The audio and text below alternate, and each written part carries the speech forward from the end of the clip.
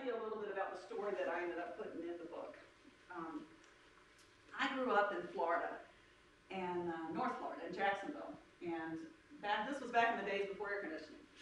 So when it gets to be summertime in Florida, everybody that lives there leaves because it is so way too hot to stay there. And my family, we always went to North Carolina, and not just me and my immediate family, my cousins, my grandparents. I mean, it was like you could go to North Carolina and you'd go to campgrounds, and everybody was from Florida because it was the closest cool place to get to, you know. And we, living in Jacksonville, like my brother and sister and I, we thought Georgia was the largest state in the world because it just took forever to get through Georgia until you could get to North Carolina. But anyway, I go aside. One of the things we used to do is my dad would pull over, he's just a country boy, and he would pull over to the side of the road, and he would always swear he could smell the creeks, he could smell the spring waters. He'd pull over in the middle of nowhere, up in the mountains, and he'd go, come on, let's go play in the creek. And he would take us through the woods, and you know, he'd never been there before, and sure enough, there would be this creek there. And we would go, and we'd start wading through the creek, and Mom would have a picnic lunch, and we'd go along. And the big thing that we always liked to do was we liked to try to build a dam. And we would try to stop the creek, you know, because then we'd have this swimming pool, we'd always say, you know. We'll dig up all these rocks, and we'll stop the creek, and we'll have this little swimming pool. Well, we never stayed long enough to play in the pool, because it took forever to build the dam. But we would start hauling as big a rocks as you could, and we would line them up across where the creek flew. And the more that it flowed, the more rocks that it would take.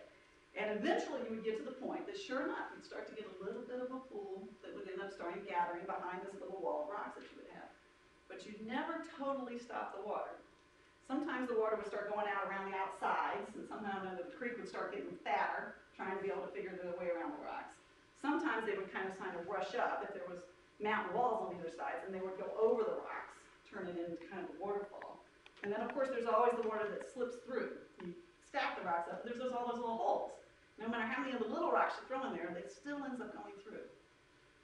That to me is prayer. Is that prayer, our prayers are the rock. And the water is the will of God. God's got a plan. God's plan is about bringing all his beautiful children back to him. That is his sole purpose. His sole purpose is about bringing people to him and being in relationship with them. Along the way, we as his children come to him in prayer and say, well, you know, as long as you're fulfilling your print, you know, could you do this one for you? Could you let my daughter have a healthy child? You know, could you do this one for me? Could you end up watching over me during my trip when I'm going to LA this weekend? Could you do this for me? And we start praying to God, and we start putting things into the stream. And along that way, God does his best. With his purpose, his ultimate purpose, which is reuniting with his children, he wants to answer as many of those as he can along the way. But he doesn't stop his ultimate purpose. There's no amount of rocks, there's no amount of prayers that can stop him from the place where he still wants to go.